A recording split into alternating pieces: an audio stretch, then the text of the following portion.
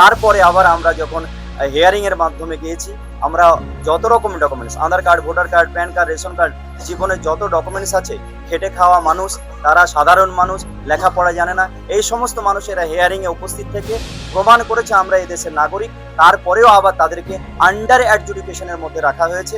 Under অ্যাডজুডিকেশনের পরেও আবার তাদেরকে ডিলেট করে দেওয়া হচ্ছে।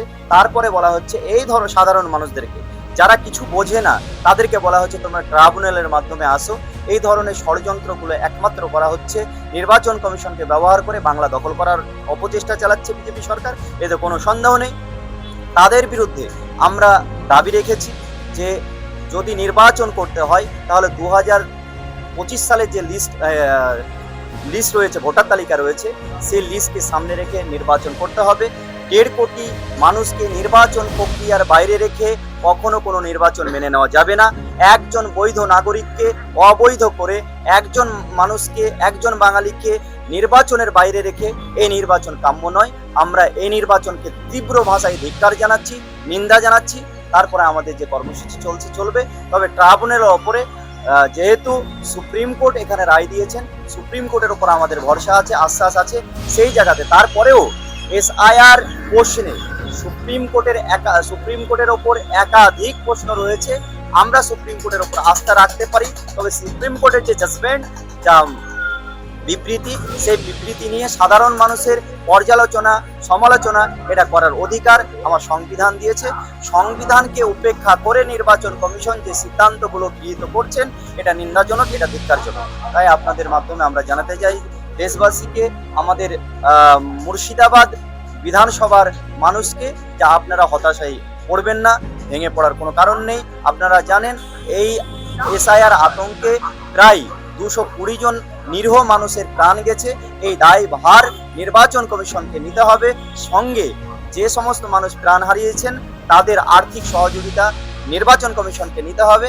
আর নির্বাচন কমিশনের মাধ্যমে যে হিটলারি চলছে, সেই হিটলারি রাজ বন্ধ করে সঠিক প্রক্রিয়াতে যদি নির্বাচন করতে পারে, তবেই নির্বাচনকে কাম্য দেওয়া যেতে পারে, নির্বাচনকে মেনে নেওয়া যেতে পারে। তাছাড়া এই নির্বাচন কমিশনের ওপর কোনো আশা ভরসা আমরা রাখতে পারছি। আমাদের রঞ্জিতপাড়া মোড় থেকে একটা পদমিছিল এবং বিডিও অফিসের মোড়ে সভা করার কথা ছিল। গতকাল রাত্রিতে আমার বাড়িতে রাত্রি 9:30টার দিকে কোনো নোটিশ ছাড়াই পুলিশ এবং কেন্দ্র বাহিনীর যে আক্রমণ বা কেন্দ্র বাহিনীর যে হানা, সেখান থেকে প্রচুর চাপের সম্মুখীন হতে হয়েছে।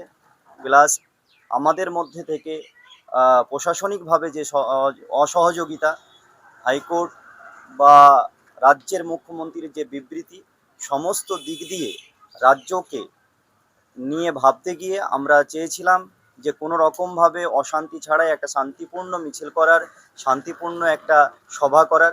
কিন্তু সেখানে প্রশাসনিক অসহযোগিতার কারণে আজকের এই কর্মসূচিকে স্থগিত রাখা হলো। তবে আমাদের কিছু কর্মসূচির মধ্যে কিছু অ্যাড করা হয়েছে, বা যেটা আমাদের পূর্ব ঘোষিত ছিল, সেটা হলো আমরা গণ সিগনেচার সংগ্রহ করে মানুষের দরবারে যারা ডিলিট হয়ে গেছেন, ভোটার তালিকা থেকে নাগরিকত্ব যাদের কেড়ে নেওয়া হয়েছে, সেই সমস্ত মানুষের কাছ থেকে সই সংগ্রহ করে, সিগনেচার সংগ্রহ করে আমরা রাষ্ট্রপতি মহাশয়ের কাছে একটা ডেপুটেশন পাঠাবো আমাদের ডিএম মহাশয়ের কাছ থেকে মাধ্যমে, এবং আমাদের সুপ্রিম কোর্ট মহামান্য বিচারপতির কাছে আমাদের পক্ষ থেকে ডেপুটেশন পাঠানো হবে, এবং কলকাতা হাইকোর্টের বিচারপতির কাছে একটা ডেপুটেশন পাঠানো হবে। এটা বিডিও এবং ডিএম এর মাধ্যমে আমরা এই কর্মসূচিটা রেখেছি। সাথে আমাদের আজকে এটা স্থগিত রাখা হয়েছে। আগামী দিনে আবার আমরা জোট বেঁধে লড়াইটা করব, কারণ সাধারণ মানুষের পাশে আমরা আছি। সাধারণ মানুষকে যারা নিয়ে কোনো ভাবছে না, যারা সাধারণ মানুষকে অন্ধকারে রেখে এই ধরনের নির্বাচনী প্রক্রিয়া চালিয়ে যাচ্ছে, নির্বাচনের বাইরে 1.5 কোটি মানুষকে নির্বাচনের বাইরে রেখে যে নির্বাচন হয়, সেই নির্বাচন কখনো গণতান্ত্রিক নির্বাচন হতে পারে না, সেটা প্রহসন। আর এই প্রহসনকে আমরা কেউ মেনে নিতে পারি না।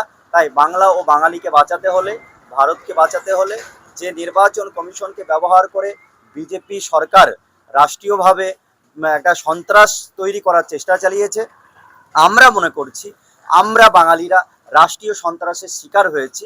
গণতান্ত্রিক উপায়ে আমরা যে কোনো প্রতিবাদ করতেই পারি, কিন্তু যারা আমাদেরকে প্রতিবাদ দমিয়ে দেওয়ার অপচেষ্টা চালাচ্ছে, নির্বাচন কমিশনকে ব্যবহার করে বিজেপি সরকার বাংলাকে দখল করার যে অপচেষ্টা চালাচ্ছে তার বিরুদ্ধে আমাদের যে আওয়াজ আছে, এই আওয়াজ থাকবে, এ লড়াই আমরা লড়বো। তবে কিছু সময়ের মধ্যে আমরা এটা আজকের মিছিল, আজকের কর্মসূচিকে স্থগিত রাখলাম।